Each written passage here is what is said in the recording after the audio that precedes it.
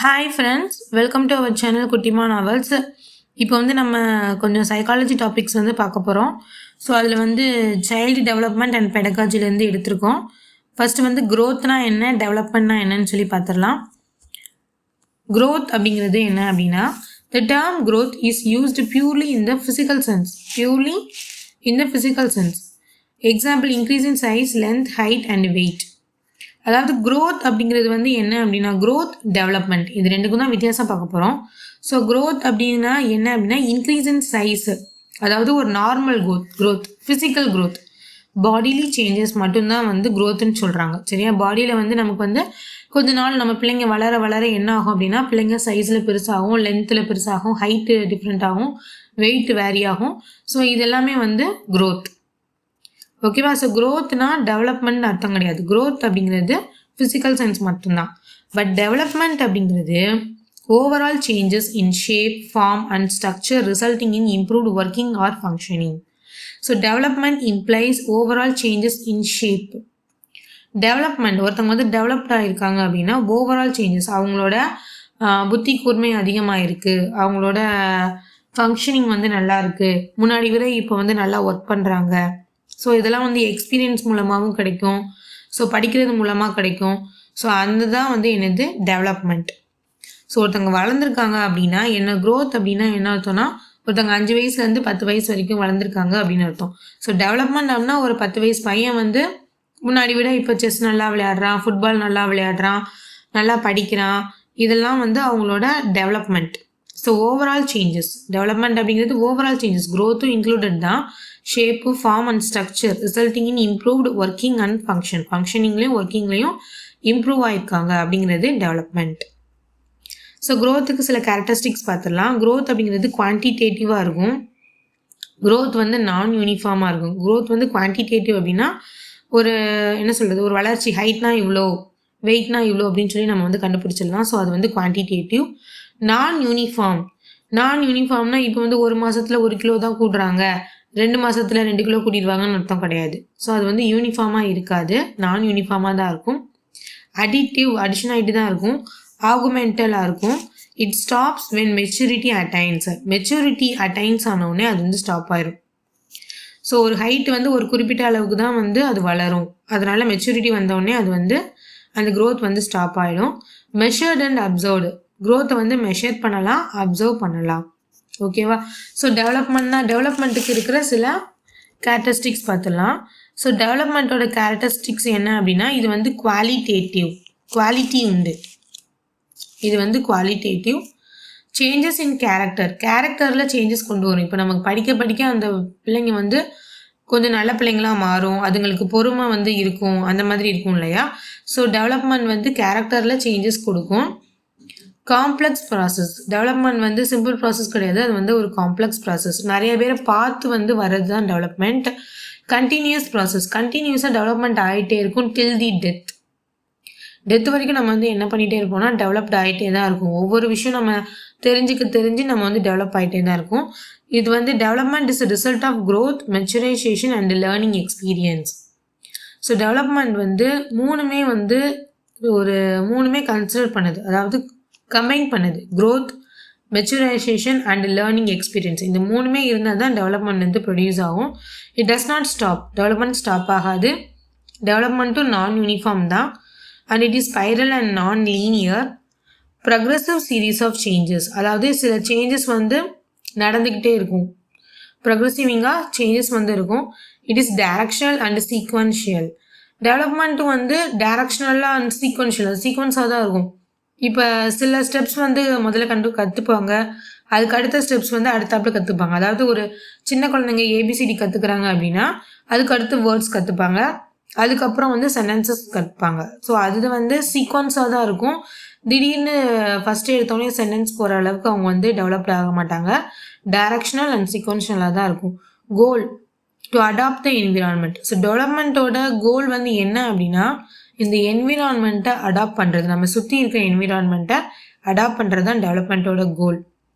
And இதோட many aspects, இது நிறைய ஆஸ்பெக்ட்ஸில் இருக்குது. Physical development, emotional development, intellectual development, social development and moral development. So இது எல்லாமே மெனி ஆஸ்பெக்ட்ஸ் இது எல்லாமே வந்து டெவலப்மெண்ட் தான். இது எல்லாத்துலேயுமே வந்து ஒருத்தவங்க வந்து டெவலப்ட் ஆகிட்டே தான் இருக்கணும், டெவலப் ஆகிட்டே தான் இருப்பாங்க.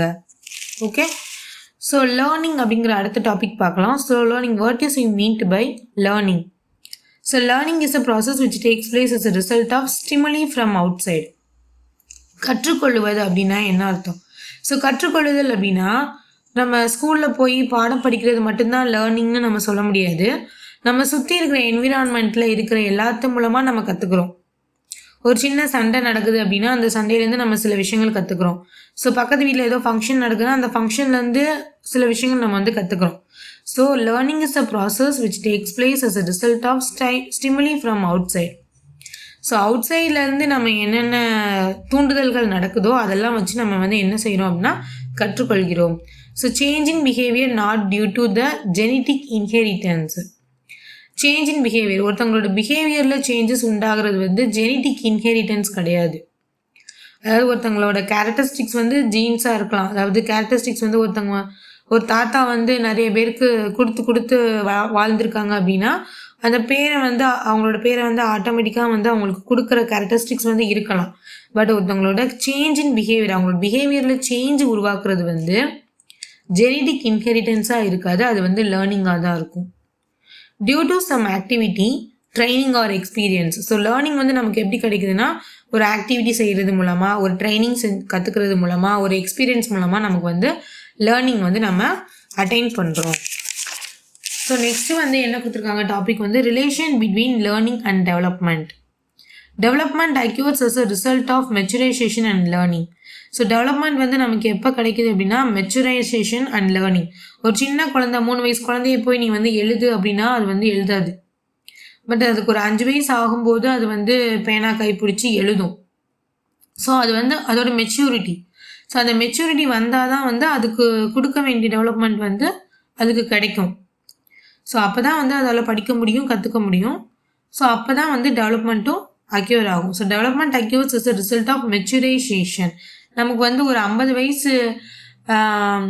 வயசு ஒரு லேடிக்கு இருக்கிற மெச்சுரைசேஷன் நமக்கு இருக்குமா அப்படின்னா அப்படி வந்து இருக்காது. அவங்களுக்கு வந்து நிறைய எக்ஸ்பீரியன்ஸஸ் கிடச்சிருக்கும். ஸோ அதனால் அவங்க வந்து டெவலப்ட் ஆகிருப்பாங்க. ஸோ நம்ம டெவலப்மெண்ட் வந்து மெச்சுரைசேஷனாலேயும் லேர்னிங்காலேயும் அக்யூர் ஆகும். மெச்சுரைசேஷன் could be considered as physical readiness for learning. So matured வந்து எப்போ வந்து என்ன சொல்கிறோம் அப்படின்னா ஃபிசிக்கல் ரெடினஸ் ஃபார் லேர்னிங், கற்றுக்கிறதுக்கு ரெடியாக இருக்கிற ஒரு அந்த ஸ்டேஜ் தான் என்ன சொல்கிறோம் அப்படின்னா மெச்சுரைசேஷன்னு சொல்கிறோம். ஓகேவா? ஸோ ஒரு குழந்தை வந்து 5 வயசு ஆயிடுச்சு, அது எழுத படிக்க முடியும் அப்படின்னா அதுதான் வந்து ஃபிசிக்கல் ரெடினஸ் ஃபார் லேர்னிங், அதுதான் maturisation. So maturisation helps in the process of learning. So maturisation தான் வந்து மெச்சூர்ட் ஆகுறது தான் லேர்னிங்க்கு ஒரு இம்பார்ட்டன்ட் ஹெல்ப்பாக இருக்குது. ஸோ இதில் வந்து ஒரு சின்ன டயக்ராம் மாதிரி கொடுத்துருக்கோம். மெச்சுரைசேஷன் வந்து எப்போ அக்யூர் ஆகுது, அதாவது ஃபஸ்ட்டு வந்து க்ரோத் எப்படி கிடைக்குது. க்ரோத் அப்படிங்கிறது இன்ஃப்ளூயன்ஸ் ஆஃப் ஹெரிடிட்டினா என்ன அர்த்தம் அப்படின்னா நம்மளோட ஜீன்ஸ்லேருந்து வர்றது. ஜீன்ஸ் அதாவது நம்ம தாத்தா பாட்டி முப்பாட்டன் அவங்கள்ட்டேருந்து நமக்கு வந்து க்ரோத் வந்து எப்படி இருக்கும் அப்படி தான் இருக்கும். நம்ம வந்து குண்டாக தான் இருப்பாங்க அப்படின்னா அந்த ஃபேமிலி ஃபுல்லாக குண்டாக தான் இருப்பாங்க. ஒல்லியாக இருக்கிற ஃபேமிலினா அந்த ஃபேமிலி ஃபுல்லாக ஒல்லியாக தான் இருப்பாங்க, எவ்வளோ சாப்பிட்டாலும் குண்டாக ஆகவே மாட்டாங்க. அதே மாதிரி உங்களுக்கு கண் இப்படி தான் இருக்கும், மூக்கு இப்படி தான் இருக்கும்னா அது எல்லாமே வந்து எப்படி வரும், ஹெரிடிட்டி மூலமாக வரும். ஸோ இன்ஃப்ளூயன்ஸ் ஆஃப் என்விரான்மெண்ட் மூலமாகவும் சில க்ரோத்தை வந்து நமக்கு வந்து கிடைக்கும். ஸோ அந்த க்ரோத் தான் வந்து என்ன கொடுக்குது, நமக்கு மெச்சுரைசேஷன் கொடுக்குது. So maturisation is determined by heredity. So மெச்சுரைசேஷனும் ஹெரிடிட்டிக்கும் சம்மந்தம் இருக்குது. ஸோ டிட்டர்மைன்ட் பை ஹெரிடிட்டி மெச்சுரைசேஷனுக்கு கொடுக்கும். ஸோ மெச்சூர் ஆனதுக்கப்புறம் நம்ம என்ன செய்யலாம், லேர்ன் பண்ணலாம், ட்ரைனிங் கொடுக்கலாம். ஸோ அந்த ட்ரைனிங் வந்து நமக்கு எப்படி கிடைக்கும், ரோல் ஆஃப் என்விரான்மெண்ட்டும் நமக்கு சில லேர்னிங்கை கொடுக்கும். ஸோ அதெல்லாம் சேர்ந்து தான் நமக்கு வந்து என்ன கிடைக்கும் அப்படின்னா டெவலப்மெண்ட் வந்து ப்ரொடியூஸ் ஆகும். ஓகேவா? ஸோ இது வந்து ஒரு சின்ன டயக்ராம், இது வந்து பார்த்துக்கோங்க. இதில் வந்து இதை கேட்கலாம், இதுலேருந்து சில பாயிண்ட்ஸ் வந்து கேட்கலாம். தென் ஃபேக்டர்ஸ் ஃபார் ஹியூமன் டெவலப்மெண்ட்டுக்கு முக்கியமான 2 ஃபேக்டர்ஸ் என்ன அப்படின்னா ஒன்று வந்து ஹெரிடிட்டி, இன்னொன்று வந்து என்விரான்மெண்ட். ஸோ 2 ஃபேக்டர்ஸ் டெவலப்மெண்ட் வந்து ஒன்று ஹெரிடிட்டி, இன்னொன்று வந்து என்விரான்மெண்ட். ஸோ நெக்ஸ்ட்டு நம்ம பார்க்க போகிற டாபிக் என்ன அப்படின்னா principles of growth and development of children. So principles of growth and development of children. சில்ட்ரனோட க்ரோத்தும் டெவலப்மெண்ட்டும் எப்படி இருக்கும் அப்படின்னா கண்டினியூட்டியாக இருக்கும். தொடர்ந்து அவங்க வந்து வளர்ந்துட்டே இருப்பாங்க. இன்டிகிரேட்டடாக இருக்கும், இன்டர் ரிலேட்டடாக இருக்கும். ஒன்றுக்கு வந்து க்ரோத்தும் டெவலப்மெண்ட்டும் சம்மந்தம் இருக்கும். நான் யூனிஃபார்மாக இருக்காது. ஆனால் யூனிஃபார்ம் பேட்டர்னில் இருக்கும். ஏபிசிடி கற்றுக்கிட்டு தான் வேர்ட்ஸ் கற்றுக்க முடியும். ஸோ யூனிஃபார்ம் பேட்டர்ன் இருக்கும். பட் எல்லா ஸ்டூடெண்ட்ஸும் யூனிஃபார்மாக தான் கற்றுப்பாங்கன்னு அர்த்தம் கிடையாது. ஹாவ் இண்டிவிஜுவல் டிஃப்ரென்சஸ், ஒவ்வொருத்தருக்கும் டிஃப்ரென்சஸ் இருக்கும். Development proceeds from general to specific responses. Development வந்து ஜென்ரல்லேருந்து ஆரம்பித்து ஸ்பெசிஃபிக்காக கற்றுக்கிற வரைக்கும் அவங்க வந்து வளருவாங்க. டெவலப்மெண்ட் இஸ் ப்ரிடிக்டபிள், அதாவது அவங்க ரேஞ்சஸ் வந்து நம்ம ப்ரிடிக்ட் பண்ண முடியும். அவங்க வந்து ஏ கிரேடா பி கிரேடா அப்படிலாம் நம்ம பார்க்குறோம் இல்லையா. ஸோ டெவலப்மெண்ட் வந்து ப்ரிடிக்டபிள். நம்ம வந்து எக்ஸ்ட்ரா கரிக்குலர் ஆக்டிவிட்டிஸ் ஒரு டான்ஸு சாங்கு இருந்தாலும் அந்த டெவலப்மெண்ட்டையும் நம்ம வந்து ப்ரிடிக்ட் பண்ண முடியும், அந்த ரேஞ்ச் வந்து ப்ரிடிக்ட் பண்ண முடியும். So growth and development are a joint product of heredity and environment. So இது வந்து important point. growth and development are a joint product of heredity and environment. Okay friends, அடுத்த topic அடுத்த வீடியோவில் பார்க்கலாம். அடுத்த வீடியோவில் வந்து நம்ம ஹெரிடிட்டி அண்ட் என்விரான்மெண்ட் அப்படிங்கிற டாபிக் வந்து நம்ம பார்க்கலாம். Keep supporting. லைக் பண்ணுங்கள், ஷேர் பண்ணுங்கள், சப்ஸ்கிரைப் பண்ணுங்கள். நம்ம வந்து இந்த வீடியோஸில் வந்து சைக்காலஜியில் இம்பார்ட்டன்ட் பாயிண்ட்ஸ் தான் பார்க்குறோம். ரொம்ப டீட்டெயிலாக பார்க்குறோன்னு சொல்ல முடியாது. நமக்கு வந்து இதெல்லாம் கேட்பாங்க அப்படிங்கிற ஒரு ஆஸ்பெக்ட் இருக்கும் இல்லையா. ஸோ அதை வச்சு தான் நம்ம வந்து பார்க்குறோம். ஓகேவா. ஸோ இருக்கிற நோட்ஸ் வந்து நான் ப்ரிப்பேர் பண்ணது. நீங்கள் வந்து அதில் வந்து நீங்கள் நோட்ஸ் எடுத்துக்கணும்னா எடுத்துக்கோங்க. இல்லை நீங்கள் புக்ஸ் பார்த்து நீங்கள் இன்னொரு தடவை நீங்கள் ரீட் பண்ணணும் அப்படின்னா புக்ஸ் வச்சு இன்னொரு தடவை படிச்சுக்கோங்க. Thank you friends. Keep supporting. Thank you.